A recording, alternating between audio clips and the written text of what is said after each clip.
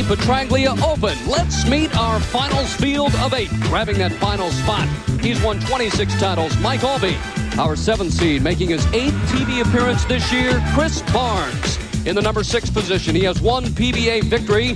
Brian Himmler, qualifying 5th. He moved from 19th this afternoon to make the telecast. Jeff Lizzi in the number 4 spot, looking for his 2nd PBA win. Dave Wodka, our 3rd-seeded qualifier, trying to make it back-to-back victories. Last week, he won the Track Canandaigua Open.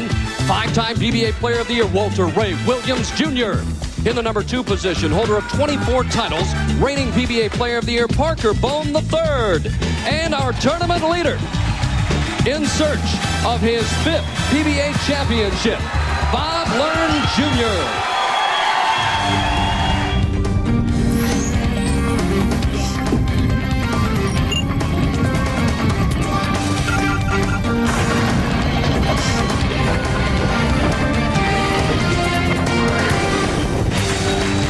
For the 10th consecutive year, Carolier Lanes has played host to a major PBA tournament tonight. It's the Brunswick Johnny Petraglia Open. Hi, everyone. I'm Phil Ferguson, along with my broadcast partner up in the booth, Marshall Holman. And Marshall, should be an exciting show tonight, contrasting lane conditions from a week ago to this week. Well, they are. The lanes are much different this week. The oil was applied further, 26 feet, up down to 45 feet. And balls are going longer. Hitting the pocket, not a problem. Carey is.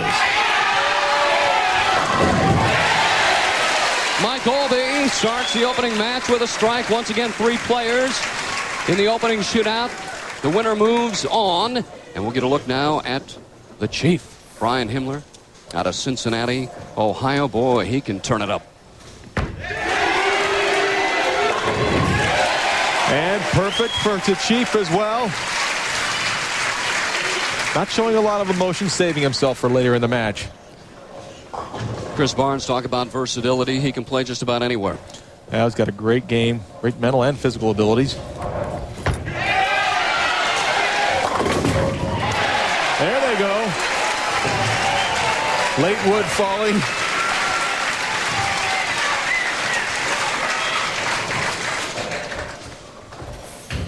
Last week, Marshall, once again, shorter oil this week, a little bit longer. Well, a little different this week. We have synthetic lanes. Lane oil was applied to 26, buffed down to 45, and the pattern, the Christmas tree. Light hit for Aulby, and what I mean by the Christmas tree is that heavier concentration of oil in the center of the lane, a little drier towards the outsides. Himmler up in the 2nd frame after a strike. Looking back, there's the 10-pin responding. Takes an early 10-pin lead.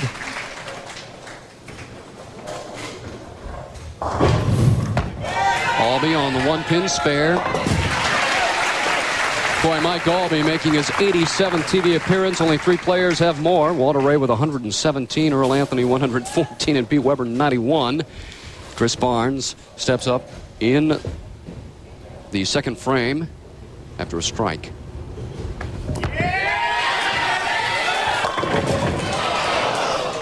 And there's the corner pin. We'll see a lot of those. Watch the 2nd pin to the right, the 6th pin. It's going to sit into the channel. Not enough energy to bounce out and get that 10 pin. And no problem with the spare. So after 2 frames, Himmler, a couple of strikes. Aulby and Barnes strike spare. So Himmler with the early lead, Marshall. 10 pins, but certainly early, very early in the match. And boy, I watched Mike Aulby earlier today in the final game, the 40th game of the format, needing a credible game to make it, and started out with a strike, a couple of opens, and then threw some more strikes and more trouble, and gutted it out in the 9th and 10th frames, making it by just 9 pins.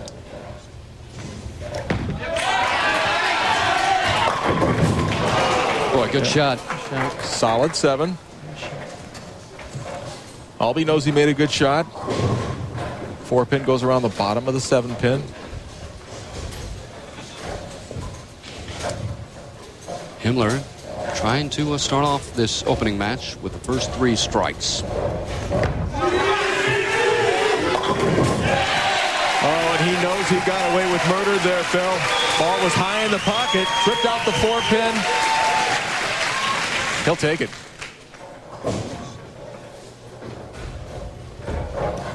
Aulby changing balls for the 7-pin. And no problem to spare.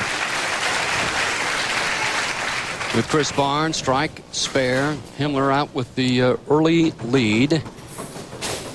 Once again for Barnes, another TV appearance this year, his 8th. And he leads. Oh, you said 8th, and there's a solid 8.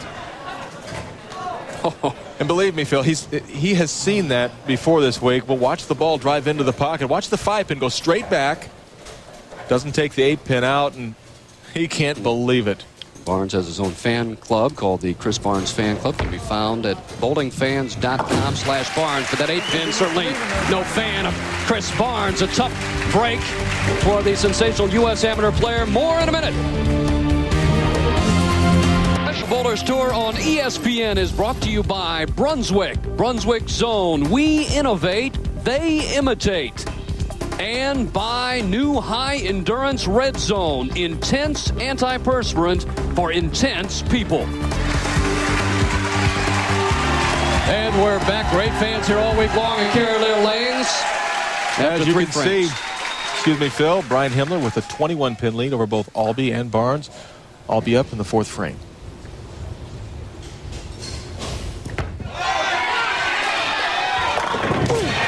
And a great adjustment for Aulby. Left the light hit in the last frame on that lane. Take a look at the classic form of Mike Aulby. Good push away, shoulder high backswing. Nice knee bend.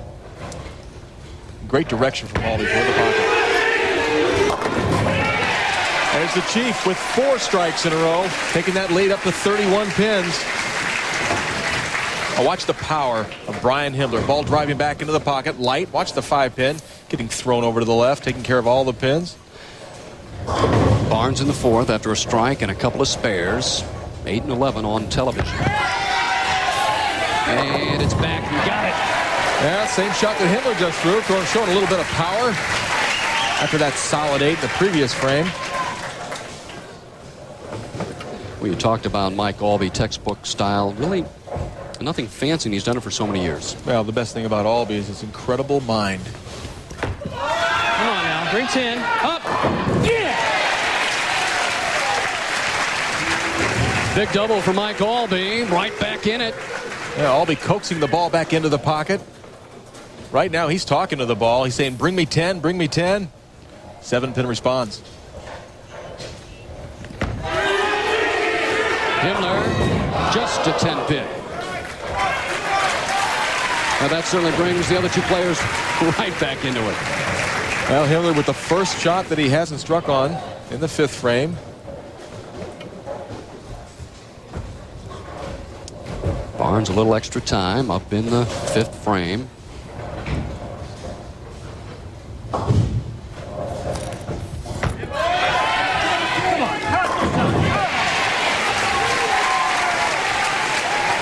Stare him down.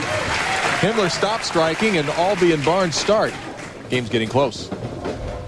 Now Himmler for the spare.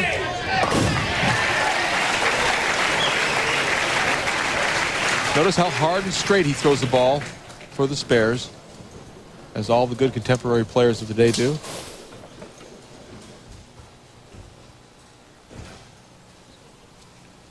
Himmler now 20 pins ahead of both Aulby and Barnes. Of course, Aulby and Barnes working on strikes, and Himmler spare in the 5th frame as Mike Aulby steps up in the 6th frame. Whole family, big hockey fans. Of course, no high sticking in bowling. Got it out. Well, ball came in a little high, but was able to knock the 6-pin out. Looked like that was going to leave a 6-pin, Phil, but fortunate. Himmler trying to get it started again. As you can see, he was 35th here last year. Much better in the year 2000. Right back in it. Himmler a little distracted, but the roll of Brian Himmler coming up just a little bit high in the pocket. 9-pin. Ball did not touch the 9-pin, but something else helped it out. Barnes working on the double. And it hits. Oh, yeah, it does. Chris Barnes down by just 10, along with Mike Aulby, to Brian Himmler. Boy, Chris Barnes showing a lot of power on lane 70. Just whacks the pins right out of there. No problem. And the reaction.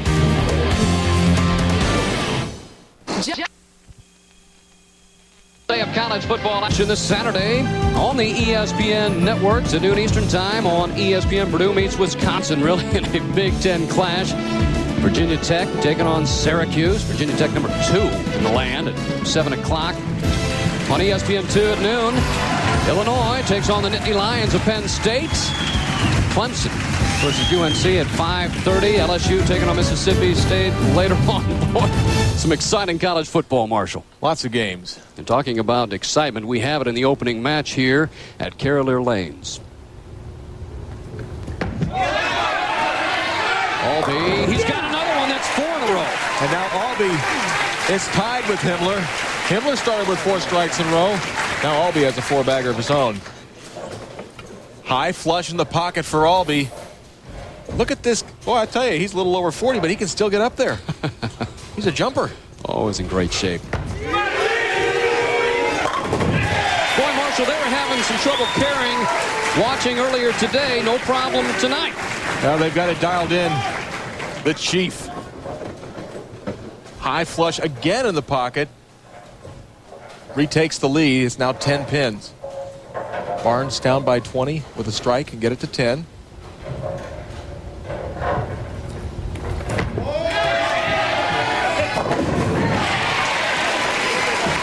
Well, saving some energy for later on, Marshall. He likes that light hit. Barnes is really loving the light hit. High percentage carry with the strength that he puts on the ball. Pins have no chance. Mike Aulby up in the 8th frame. 4 in a row. He trails by 10.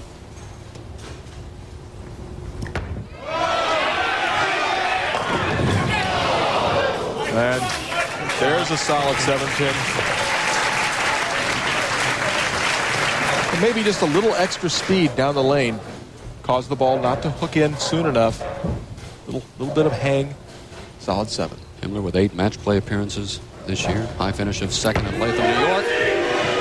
And the Chief, after 4 in a row and a spare, now has 3 in a row in the opening match. Himmler with the possibility of shooting 279. Taking a look at Himmler. Taking advantage of his power. 4-pin the last to go. As Aulby picks up the 7-pin.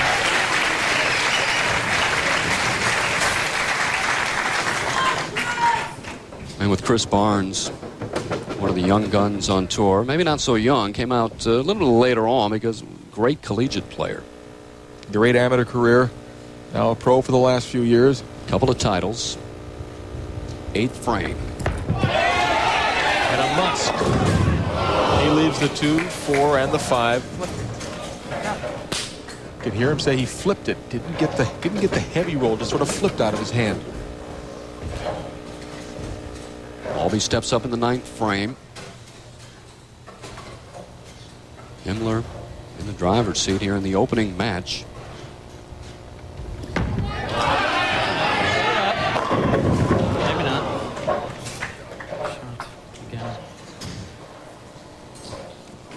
Well, let's take a look at what Chris has in the bag. The strike ball, it's a monster 4.5 pins to the axis with no extra hole. Stronger drilling gives Chris a little more length on the tighter back ends, and his spare ball is the target zone. Really better get back on target because it's Himmler now. Out in front is Aulby. No problem with the 7-pin.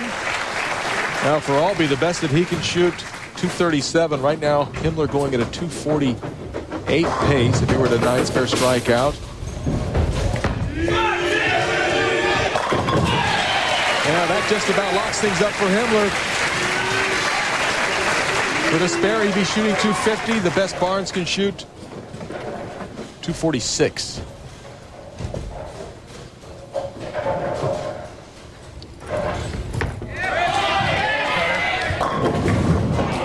And there's the soft 10 for Chris Barnes. And now for Himmler, it's just a matter of staying behind the line and keeping his rhythm going. He should advance. All three players bowling very well. Spare. Barnes, the best he can shoot 235. And right now for Himmler, should he strike out in the 10th frame, that would be a 279. As you can see, the scores right here. Aulby 237 possibility, Barnes 235 possibility, and Himmler already working at a 250 pace. Has the game well in hand. One exciting opening match.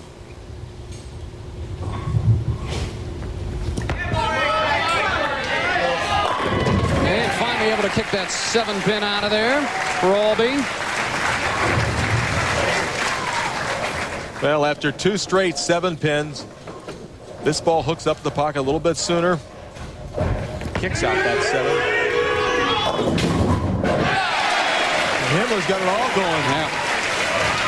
One more, he'll be in the 270s. More importantly for Himmler, he's in the next match. Aulby inching close to that $2 million mark. Have to wait another week. Not going to do it this week.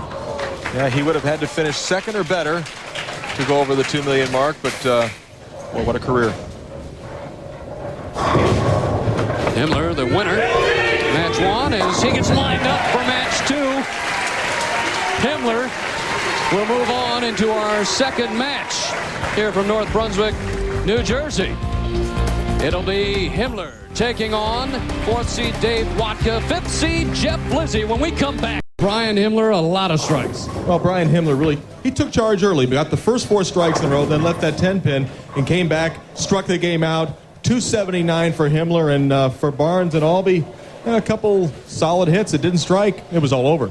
Boy, some great players coming up, and of course, PBA Player of the Year, undecided. Well, you know, and still leading in the race for Player of the Year it's got to be Norm Duke. Now, Norm, he made the top, did not make the top 24, finished actually 26th. Now, you see Walter Ray and Parker Bohn, 3rd and 2nd respectively. If either one of those players win tonight, they'll go to number 1 in the rankings and certainly have a much better chance of Player of the Year. And for Walter, he won last week. He'd have to really do the whole tables this fall, win a number of tournaments, but he's got a chance. The player on top, Bob Learn Jr. He's kind of had a rough go, but he is on top.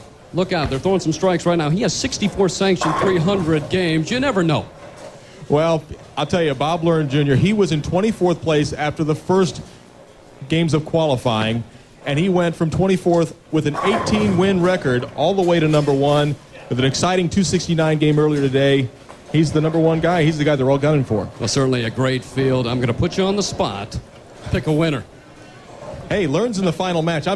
I'm taking Learn. If Learn made it all the way, I really think he's got what it takes to get himself through that final match. It just takes one game of intensity. I'm going with Learn. All right, Phil, back to you. Thanks a lot, Marshall. And we are just about set now for the second match. Boy, a lot of strikes in that opening match. They are finishing up their practice shots. Next week, boy, another great tournament, the Flagship Open, Erie, Pennsylvania. Still can get in on those Pro-Ams, so call that number on the screen if you're in the vicinity. And then Halloween night, Indianapolis Open at Woodland Bowl. Boy, just one great stop after another. I think I neglected to mention that this guy by the name of Parker Bohn III is bowling in this tournament. He's got 2 wins this year. If he could get the win here, he'll be rivaling Duke for a chance at Player of the Year as well. First look at Dave Wodka from Las Vegas, 5'9", 29 years of age. Power player, Wodka. Doesn't hook the much as a lot of the other power players, but he's got a real fast wrist, really puts a lot of roll on the ball. Of course, Jeff Lizzi right now out of Sandusky, Ohio. He's got a great game. They all do out here, but watch this guy throw the ball. Going with more hook. He comes in flush in the pocket. He came from 19th place earlier today to qualify 5th. What a run he had. Great 8-game block. You bowled a lot of games where you bowled a big game that first one. How tough is it in that second match? Oh, it just loosened you up. And it loosened up Himmler, left that 10. Well, Himmler makes a great shot to open the match, but 6-pin goes around the bottom of the 10. We've seen this ringing 10 many, many times over the years. For Himmler, the best he can do in the first frame is just make the spare. Second frame for Wodka. Wodka throwing the 5-pin into the wall. It's nice when you get that carry early on. Loosen, like you had mentioned before, loosens you up. As Himmler now attacks that 10-pin, no problem. Just underway in the second match.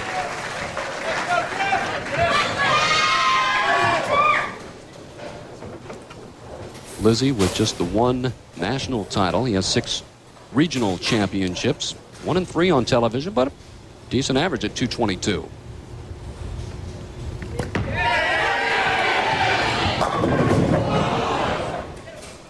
And that's the one thing he wasn't doing a lot of earlier today when he made that big move. Was leaving the corner pins. He figured out a little niche in order to get him down, but we're on a different pair, freshly oiled. And it's hours later, so a lot of things change.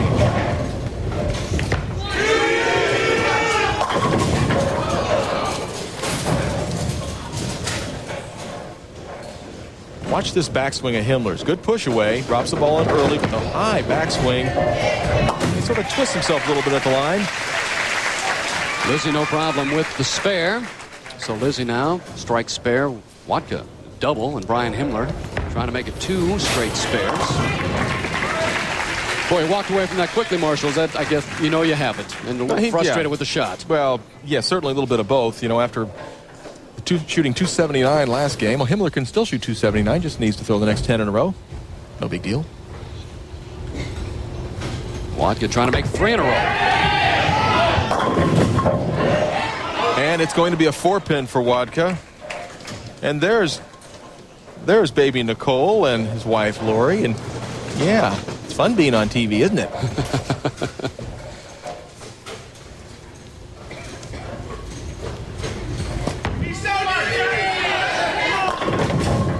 Another soft 10 for Lizzi. It'll be 39 in the second. 10 pins behind this man right here, Dave Wodka. And there's an interesting looking ball. A lot of different looks with spare balls nowadays, Phil. As long as it gets the job done. Here's another one, Marshall. Boxing glove inside. And it just falls into the channel. Boy, he couldn't punch out that 10-pin. Well, very unfortunate mistake for Lizzi. The ball just, well, the lane was too long. Will it get the little kick of the 2? Boy, Himmler, everything went his way in match 1, and now struggling just a bit. Now Himmler finds himself 11 pins in the rears to Dave Wodka. Lizzi down 21. And he threw that hard and straight and flagged the 2-pin, and that is a mental error. Should never happen. You just don't see players of this caliber missing single-pin spares. Well, you know, the 10-pin, you shouldn't miss the 10-pin, but it can happen. But to miss the 2-pin really is unforgivable. And, boy, it puts Lizzi and Himmler both in very, very bad situations. 21 pins down to this man right here, Dave Wodka. 4th frame. That's coming in a little high, but it holds pocket.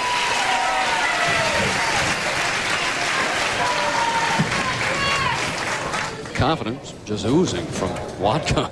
Watch how this ball is really full in the pocket for the last 10 feet, but it held, didn't hook much. Right now, he's sort of hoping it'll stay there. It did. Oh, boy, he just missed a 10-pin. Well, I don't think you'll have any problem making this particular 10-pin, but he needs to knock down 10, not 9.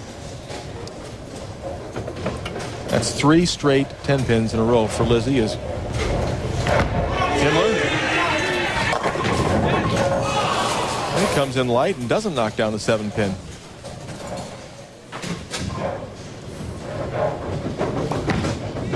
So again, as Wodka sits down, he's watching Himmler and Lizzi toss 9 counts.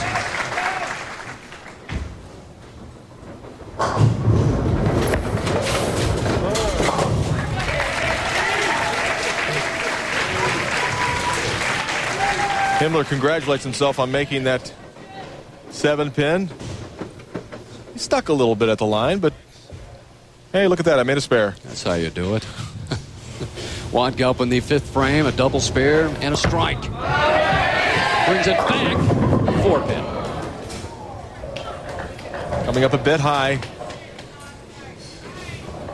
Wodka right now working at a 209 pace, and boy, even though Lizzi and Himmler are having trouble striking, I just don't think 209 is going to be enough.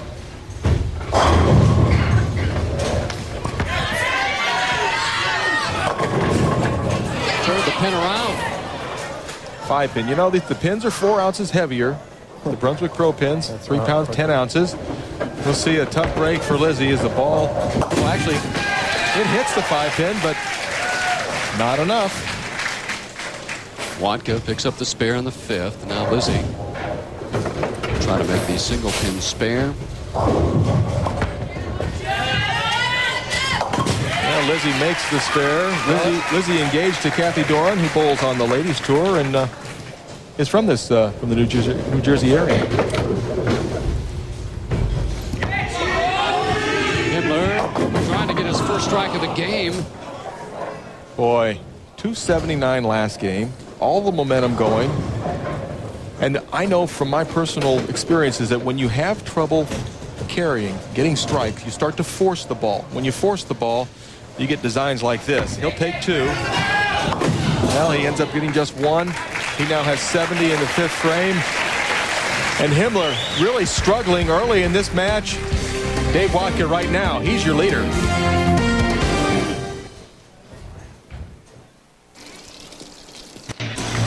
Well, we're back here at Carolier Lanes, North Brunswick, New Jersey, and Dave Wodka holds a 22-pin advantage. Shell's Wonderful World of Golf returns to ESPN Primetime, featuring the world's top golfers on some of the best courses in the world tonight. Jesper Parnevik battles Paul Azinger on the Grand Bear Golf Course in Gulfport, Mississippi, right after bowling tonight on ESPN. Good to see Zinger playing well again. Won earlier in the year. And Parnevik got that funny hat. What's the deal with that? Flip that down.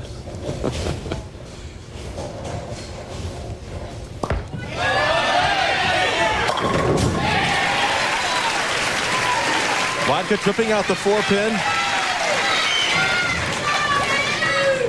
Now this ball's really come in a little bit too heavy, but not only has he got command of the pocket, but good results as well. Will the 10-pin fall? This time everything falls over for Lizzi. All right, Lizzi now with his 2nd strike of the match. Certainly not out of it. 22 pins behind Wodka. And Brian Himmler certainly struggling midway through the 2nd match. And that ball comes in high. And, you know, he's lost his form right now, Phil. He's scratching his head. The lanes are changing a little bit, but he's getting his elbow out a little too far out to the right, losing his leverage point. His ball's hooking early. All of that spells disaster for Himmler. Wodka trying to make it 2 in a row. 6, 7, 10 for Wodka. Well, for Himmler, the baby split, put the ball in between the 3 and the 10. For a pro, should make it 2 out of 3 times. Or 2 out of 4.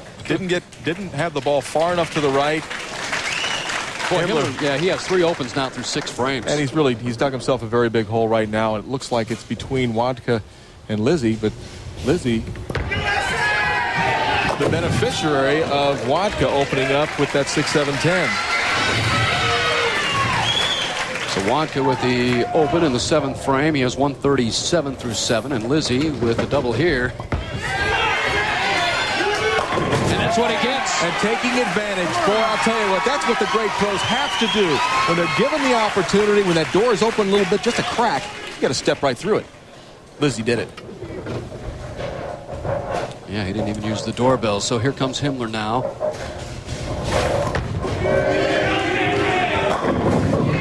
Himmler knocks out the 10-pin. Himmler can shoot 199. Possible high game.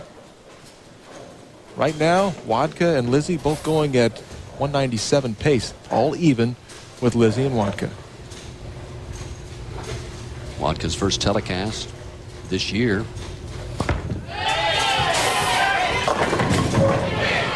Well, he makes a good shot after leaving the split in the previous frame, but the ball not quite driving hard enough to get the 7-pin out. You'll watch the ball just sliding a little bit. Touches the 5, but not enough power. Get out the 7. This is for the lead. Oh, that is the lead. But it's really been kind of a magical day for Jeff Lizzi. From 19th to 5th to the lead in this match. And look at Wodka flags it.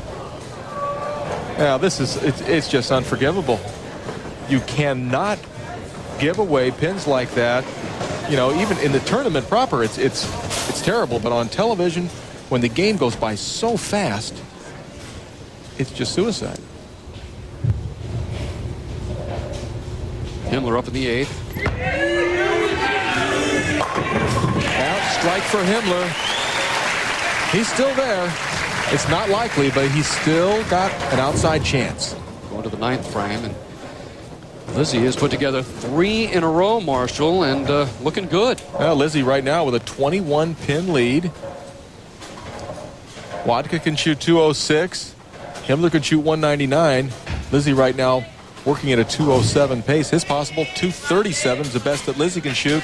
So certainly in command, Jeff Lizzi. In the 9th.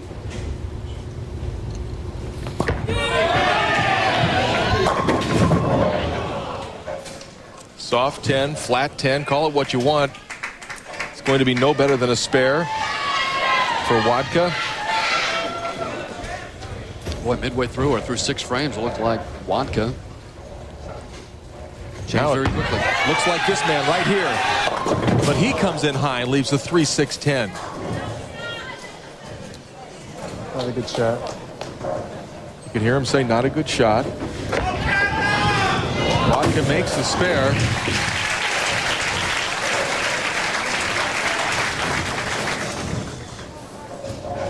You can see Lizzi's ball just coming in high, leaving the 3-6-10. He's shooting at the 3-6-10 now, and he misses it. And all he had to do was just mark in the 9th and 10th.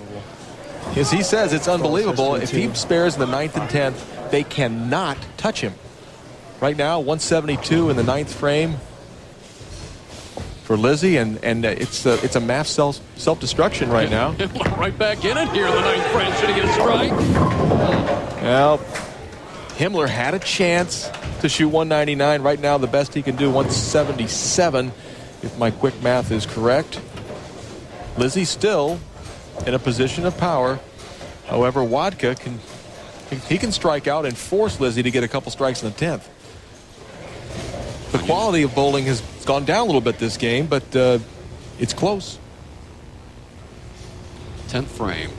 Wodka on a spare. Boy, he just hated that. As soon as he let go of it, he knew it was going right through the nose.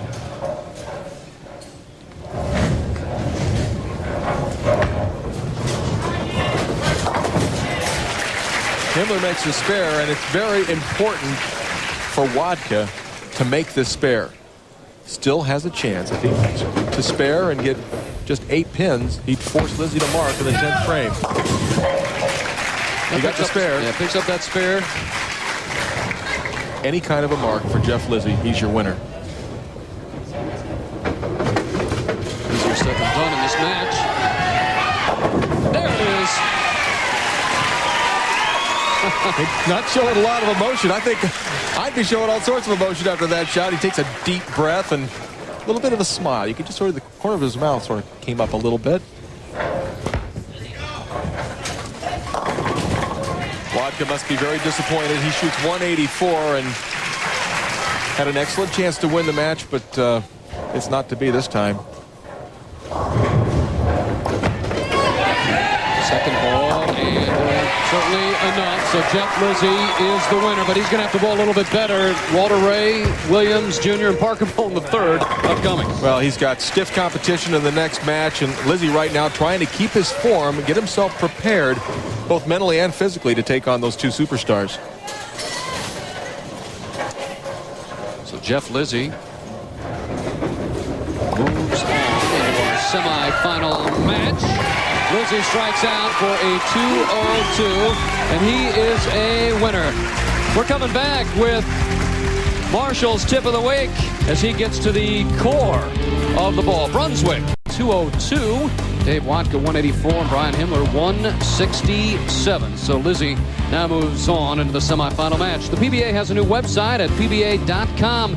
Now you can get all the latest news from the PBA National, Senior, as well as regional tours, read profiles on the tour's top players, all that and more at pba.com. Now time for my partner Marshall Holman with a Score More with Brunswick Tip.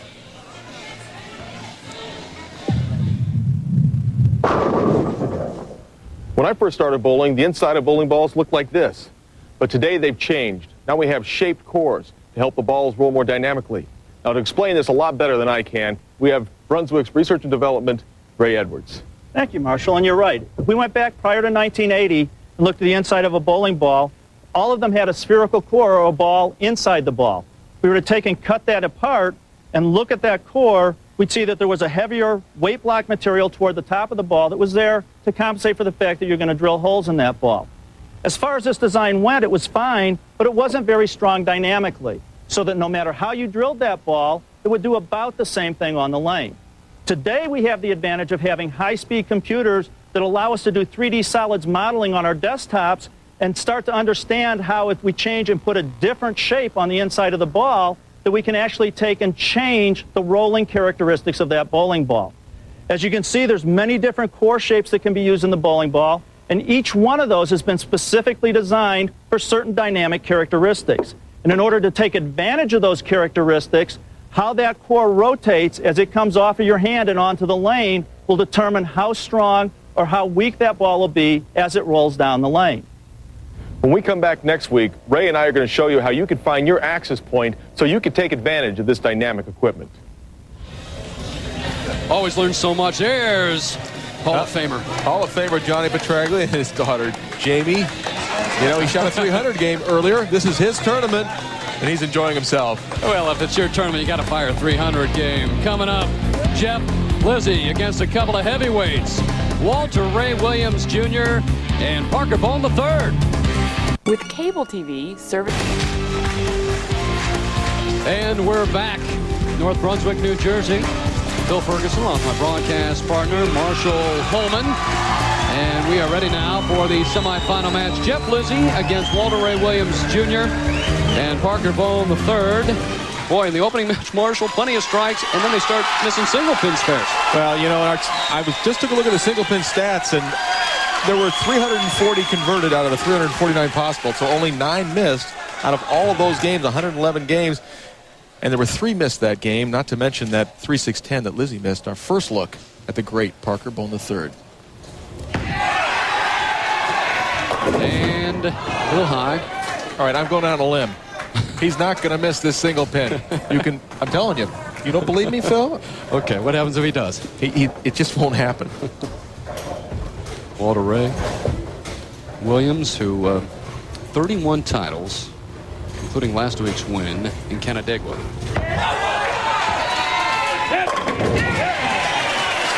Walter yelling hit. Yeah, they finished that high flush. They're going to. Make me look good. Thank you, Parker. Parker, he's a very good spare shooter and very good strike shooter as well. Lizzi, 7 match play appearances, and he's got to get it going. He did strike out in the 10th frame. That's the good news. He fired just a 202, though, to move on. He's got that game under his belt. See how he reacts here against the heavyweights.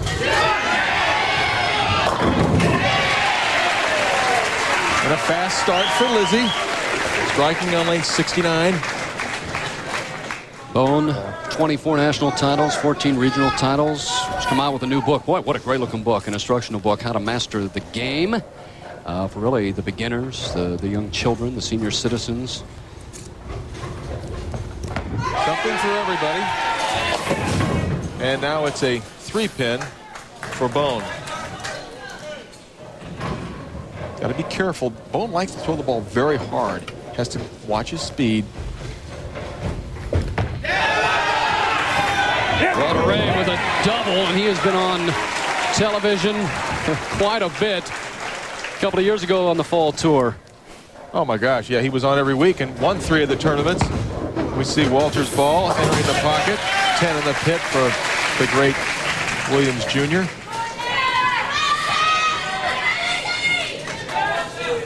That Bohn picked up his spare.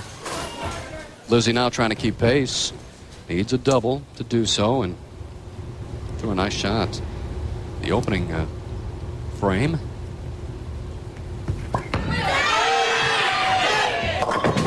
Well, that ball faced up early. What I mean by that is it hooked right off his hand. Didn't get the projection down the lane. Ball through the nose, and Walter sitting there going, all right, got myself a little lead. Life's good.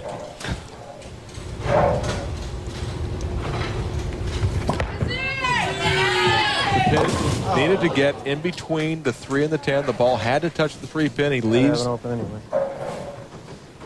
Leaves the 3. And our first look at Parker Bohn throwing a strike. Here's the baby split that Lizzi just missed. The ball just missing it ever so slightly to the right. And Walter now trying to make 3 in a row out the gate. And high. Go, baby. Lift the hook. Asking for the ball to Woe, and just the 4-pin.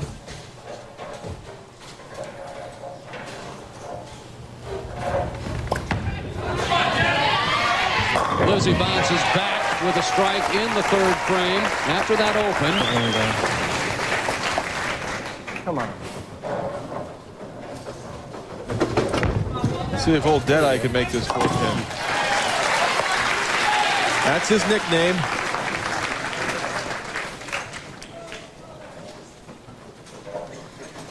Take a look at our scoreboard. Walter Ray Williams Jr., 10-pin lead over Parker Bohn. Lizzi another 11 pins back from there. Parker working on that strike up in the 4th frame. Very confident player. Fiance. There's Leslie Beamish, Parker's lovely fiance. Parker made the adjustment. He came in light previous shot. There's a shot of Parker's mother. Sitting with Leslie. That's Jean Bohn. Very active in charities. Yeah, baby. Walter's pumped up a little bit.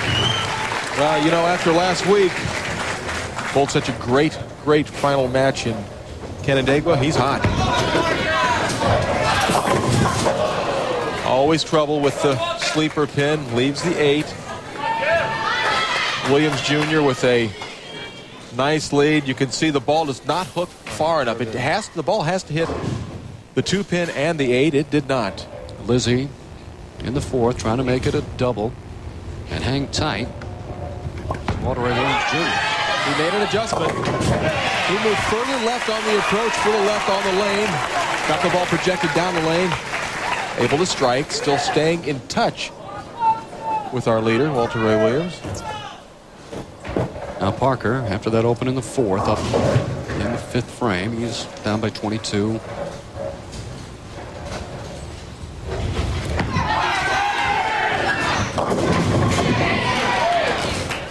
Seven-pin does not respond. I've seen this before. This is the highlight reel. That's where you go high on one shot and come back the other lane, you go light. I get it. Good, Phil. And Walter hiking up the pants a little bit. Same shot he had last time on lane 7. He leaves the 4-pin. Parker hard and straight. Hangs on, makes the 7-pin.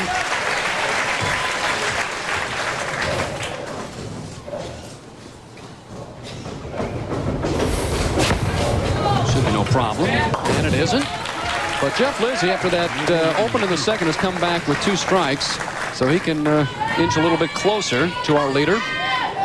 If he strikes here, he'd be just 1 pin down after 5 frames. And really, this is good lane. And Lizzi brings it back just the 10 pin. Solid 10. And he walks back after leaving that and says to himself, okay, good shot. So all he can do is get up there and make a quality shot. Sometimes the carry is a little bit out of your own hands. And able to pick up the spare. It's been exciting on the single pin spares tonight. Walter Ray Williams Jr. out in front. Of NFL action on ESPN this week. NFC Central showdown between the Tampa Bay Bucks and the Detroit Lions. Live from Tampa, Florida, 8:30 p.m. Eastern Time. Coverage begins with NFL Tonight at 7:30. Tampa Bay Football Club struggling just a little bit. They are, and Detroit's got a chance this time. For Parker now up in the 6th frame.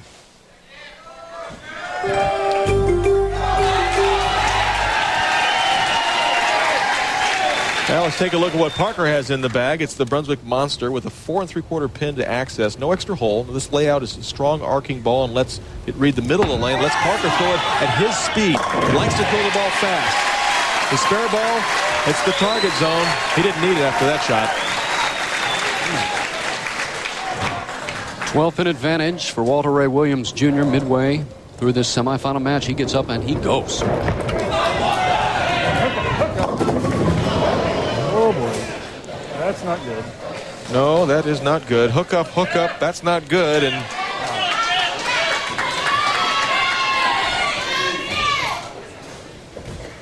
Lizzi, a couple frames ago, had trouble in this lane, made the adjustment, struck the last time. Let's see how he does here. Will the 10-pin fall? It's the last to go, and it does. Well, now Walter Ray needs to pick up the spare. Watch the 6-pin. It's going to lay in the channel and just nudge it out. Walter needs to make this to keep his lead. Just gets 9. We have a new leader, Jeff Lizzi, by 3 pins. And well, Parker's right in the game again. You know, he's just 10 pins down to Lizzi. Someone left the door open here at Carolier Lanes. Last match in this one, it's you take it, I got it, no, I don't want it. Transitioning lane. Parker leaving the 6-pin, and you know he just lives 45 miles from here, and he's a big fan favorite here in the New Jersey area.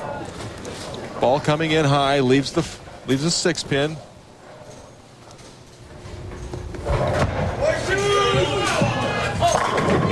Walter striking. Somebody out there, as soon as Walter throws the ball, somebody yelled horseshoes. Of course, Walter, several-time horseshoe pitching champion. Well, Parker Bohn told me earlier, Marshall, this would be his biggest victory ever. He's won a lot of big tournaments, but winning in front of your hometown fans, nothing like it. Well, it means a lot to Parker. Parker, quite the family man, and really does treasure his home area. To extend the lead. Oh, Jeff Lizzi. Does he realize he's bowling against Hall of Famer Walter Ray Williams Jr. and this man right here will be inducted into the PBA Hall of Fame in just a couple of weeks. That's right. What an honor. And these two players, Walter Ray and Parker, with 55 titles among them. Oh, Messenger comes back in front of the 7-pin. Watch the head pin go to the sideboard, hard back to the left. But it doesn't even come close to the 7.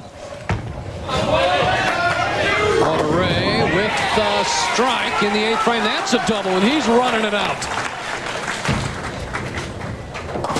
Now Walter Ray Williams only 3 pins down. Lizzi had a 13-pin lead for just a slight moment.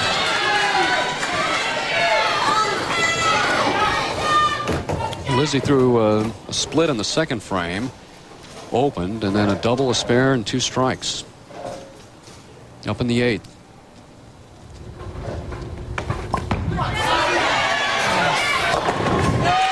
can almost hear his fiancée, Kathy Doran, screaming from miles away. She's bowling in a ladies tournament this week. That's right, she's the defending champion in Pittsburgh, so. Lizzi with 3 in a row. Williams Jr. with 2 in a row, and Parker Bohn looking to start something. Best he can do is shoot 206 if he strikes the 9th and the 10th out. Lizzi right now in the driver's seat, but Williams breathing right down his neck.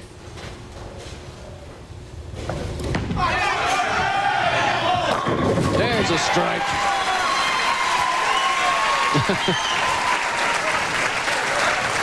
Maybe just a little bit of a sarcastic look from Parker Bohn III.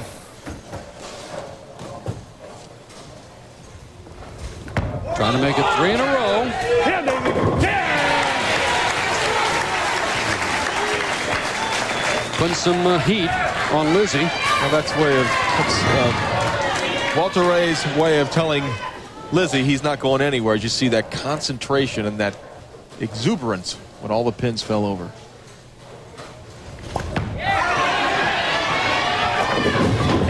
Oh, Lizzi coming in just a bit high, leaves the 4-pin. And now Williams has his fate in his own hands.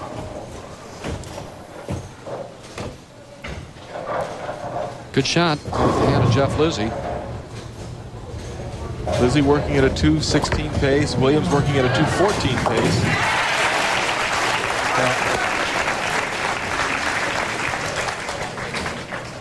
Bohn can strike out for 206. Lizzi can strike out for 226, and Williams can strike out for 234. So, first things first. Trailing by 30.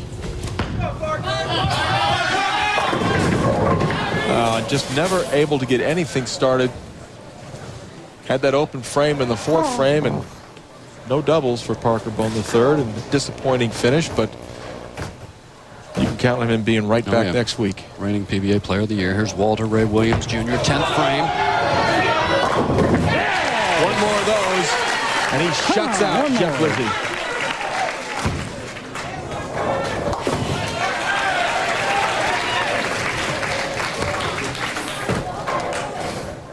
Needs a strike and 3 pins. Keep it up there.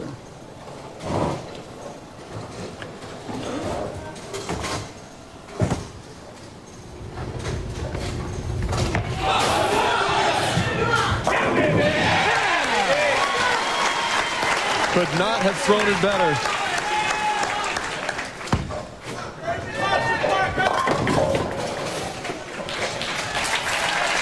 And now for Williams, a matter of staying behind the line, getting 3 pins, and that's no task for a man who has won 31 PBA tournaments. No problem, and Walter Ray Williams Jr. with a 233. He will move into our championship match and trying to make it back-to-back wins. Everybody forgot about him for Player of the Year, and still is going to need some help, I think, down the road here. But Walter Ray Williams Jr. moves on, and he will take on our tournament leader, Bob Learn Jr., when we come back. Jr. in the semifinal match, needed it, looking at it, got it, no problem. Walter Ray moves on to the championship match, trying to make it back-to-back wins, as he won with that 233 game. Match 1, it was all Brian Himmler with that big 278. Match 2, Jeff Lizzi squeaked by with a 202, and then Walter Ray Williams Jr. 233. He'll take on Bob Learn Jr. for the title. Well, let's take a look at some of the other finishers here at the Johnny Petraglia Open. Brian Voss, Hall of Famer, made a real good run at it, but came up short, finishing in 10th spot. Rudy Kazamatkis, Rudy Revs, boy, I tell you what a buzzsaw he throws. He's fun to watch. 16th place. Jason Couch, he was in the running to make the top 8, and the last 8 games came down on hard times, ended up 17th. And Mark Wasabi, good young player from Charlotte, North Carolina. Never really got it going this week, finished 21st, but not a bad shot. Here we go. Walter Ray Williams Jr., Bob Learn for the Brunswick Johnny Petraglia Open title. Talk about someone that can twist it up just a bit. Opening shot.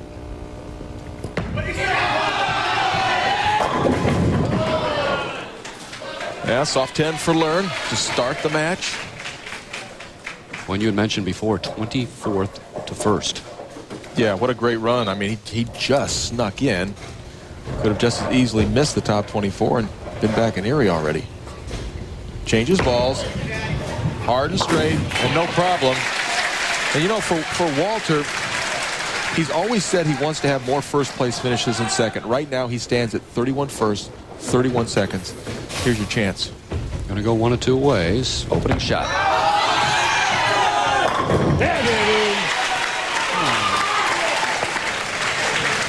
Well, you just don't want to give up a game to Walter Ray Williams Jr. He's got himself locked in. But even with, with all the titles and all the money that he's made, he still gets nervous bowling on television. So we'll just have to see if he can keep himself under control, take care of Learn.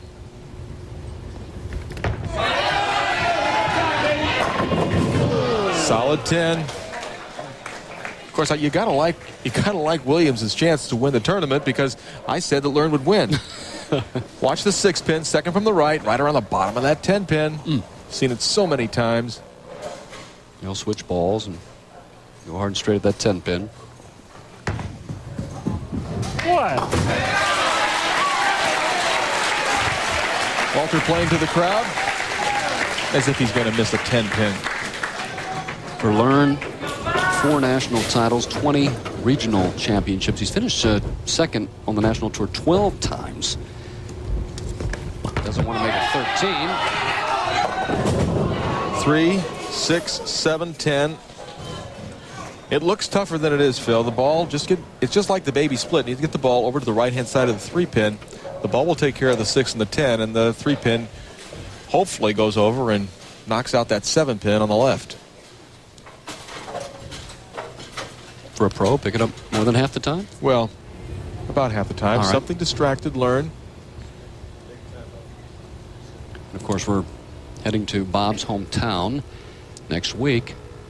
Always great crowds in Erie.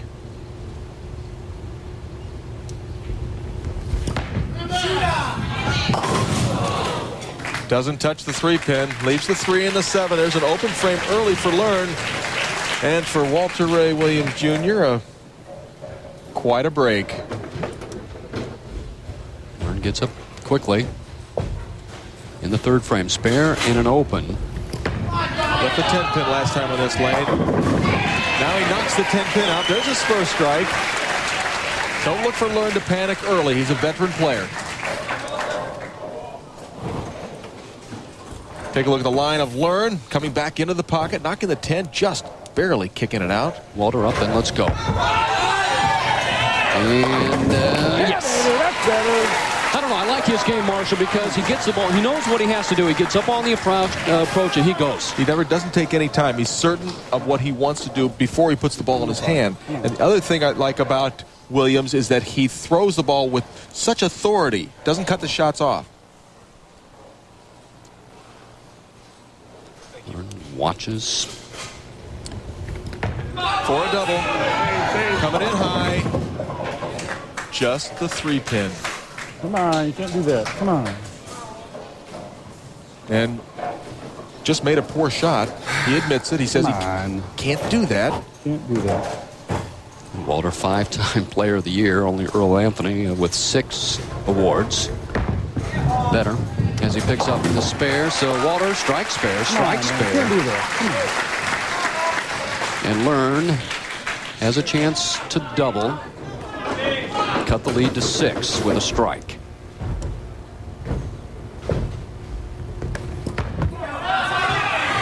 Hurry back. Solid 10.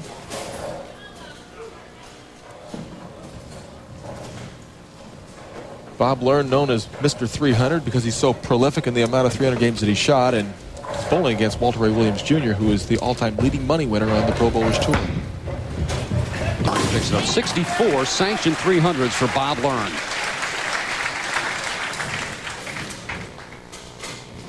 We'll get a look at a side-by-side of our two championship players. Learn with that one-handed delivery. Walter kind of cups it at the start. And they both come up a little bit at the foul line. A little similarity between the two of them. Look at those steely eyes of Walter Williams Jr. Strike for Learn on 69. He's staying in touch. Just a 16-pin lead. Walter has thrown strikes on this lane, first and third for him, so now he's up in the fifth. He likes this lane. Trouble on 69. Walter getting slow. He was fortunate he broke down the split here in the fifth frame. He broke down the 4-pin, tripped it in the third frame. Don't get much in there. Come on. Ball coming in high. Oh, so close. Look at that. There's the 4. There's the 7, and there's the 10, and the 10 just falls out. As he picks up the spare Marshall, Walter certainly doesn't have many flaws in his game. Is it just sometimes he does get a little bit slow? Well, yeah, I think that is nerves. When you get slow in a championship match, a lot of times it's just you get a little bit too excited.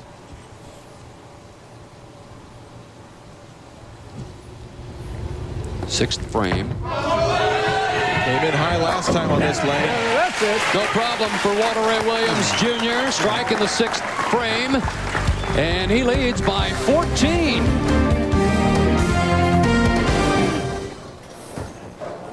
Hey, do you shop up on... And Walter working on a strike, but Learn is as well.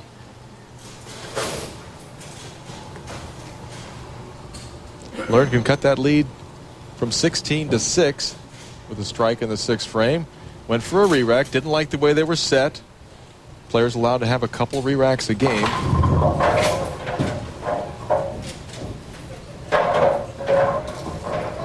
He stares him down. I think he likes him better this time. Learn, third TV appearance this year, made 3 televised finals last year, 20 and 23 on TV with a 225 average. Really needs a double here. It's coming in high. It's a 3 in the 6. Pin rolling around, but not going to help him fall. Look at that. That's confusion right now, Phil. A lot of times a bowler will throw the ball, and at the foul line, you can't tell you didn't make a real good shot. It's easy to see from back here. Tough to see at the foul line as he goes for the spare. He makes it. Still 16 pins down. Learn had a great year. 1996, he earned about $237,000. Well, that included a perfect game that he bowled on national television for a couple extra bucks. 100,000 of them. Holds it with just the one hand. And a 10 pin, kind of like Wayne Webb a while back. Yeah, and I think, Carmen Salvino started that back in the 70s. He was the first person to do that. I don't think I could bowl like that. I need to have both hands on the ball to start with, just to balance that heavy 15 or 16 pound object. He makes the spare, but falls further behind. Now 15 pins behind Williams.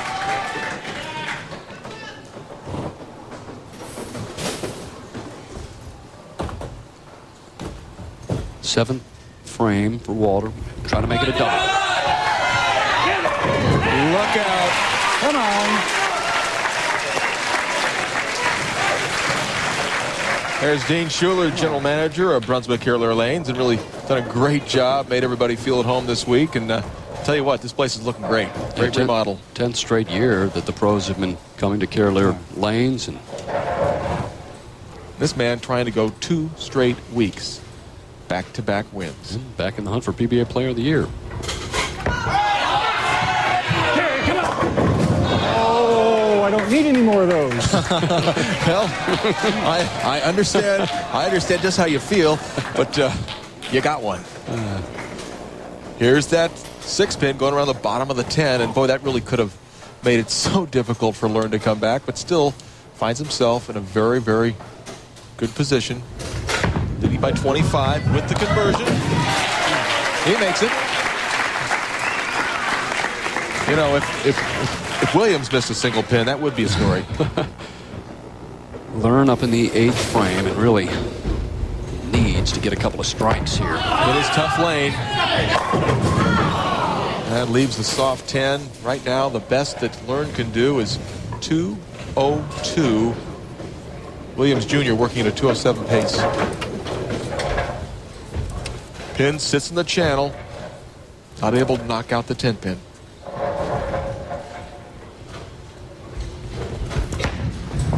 Down now in the match as he picks up that spare in the 8th frame. Barely.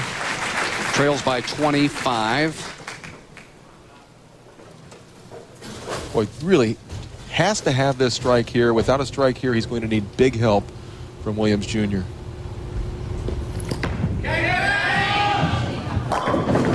And another soft 10 pin. Yeah, I think I understand what you mean there. You felt that a few times. Oh, well, I never got as involved emotionally as these guys did. Oh, no, you were very calm. That was my trademark. Why'd you? As he makes up the spare. It makes the 10, and he made it really in disgust. He throws the ball, and he just turned around immediately. Didn't even want to watch the ball roll down the lane. And I think that Walter Ray Williams Jr. needs to change that middle name from Ray to Fall, because, boy, he bowls great in the fall segment. 9th frame, kicks out the 10 pin. May have just kicked out Bob Learn. And, you know, Marshall, a few years ago, with Earl Anthony having 42 titles, I really didn't think anybody could catch Earl, but this will give him 32, and the countdown begins. All right, come on. Well, you know, I've been telling you this is his time, and he still has the intensity to come out and work hard every week. There's your winner. Well, really a gunny performance by Walter Ray Williams Jr. Down in the semifinal match, came back. Take a look at his ball lodging deep in the 1-3 pocket. And here's a reaction from a man who just won back-to-back titles. It's been a long time, but I did it many years ago. It feels good. Never gets old.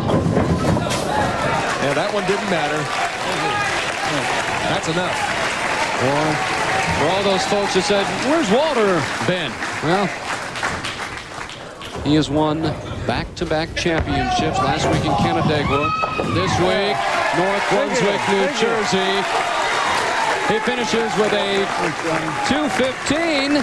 Picks up his 32nd career PBA title. Winner here, North Brunswick, New Jersey.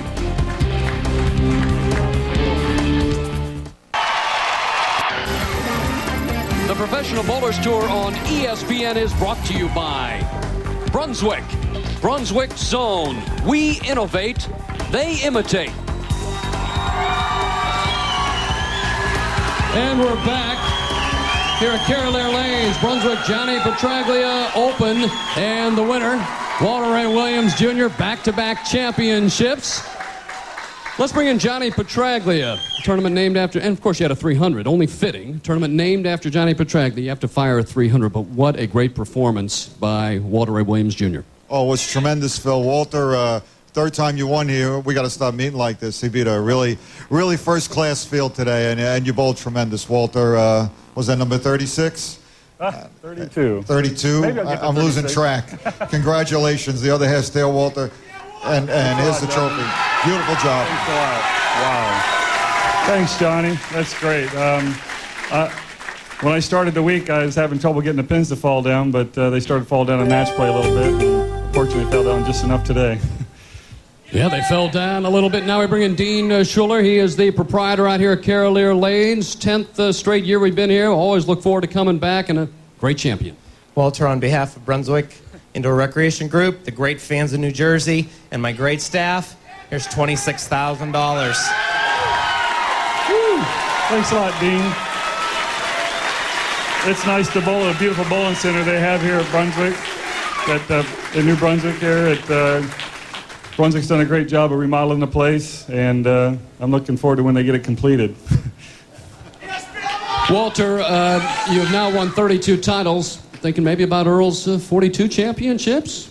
That's still a long ways off. I was in a drought kind of for a couple of years, so hopefully I've started something here. Next week, of course, we go to Erie. Maybe 3 in a row. You love the fall tour, Walter. A couple of years ago, you made 7 telecasts. I've had some pretty good records the last couple of falls, but you can't rely on what you've done in the past. You got to keep doing it every week, and hopefully I can continue doing what I've done the last couple of weeks, plus what I've done at Erie. So, and then Indianapolis, and then Chicago, and then Texas. Let's hear it for Walter Ray Williams, Jr., winner of the Brunswick Johnny Petraglia Open. Be sure to join us next week when we travel to Erie, Pennsylvania for the flagship Open, live at 8 p.m. Eastern Time on ESPN. Coming up next on ESPN, Shell's Wonderful World of Golf. Jesper Parnevik meets Paul Azinger. Should be a dandy at the Great Bear Golf Course. For Marshall Holman, I'm Phil Ferguson. We'll see you next week in Erie. Your winner once again, Walter Ray Williams, Jr.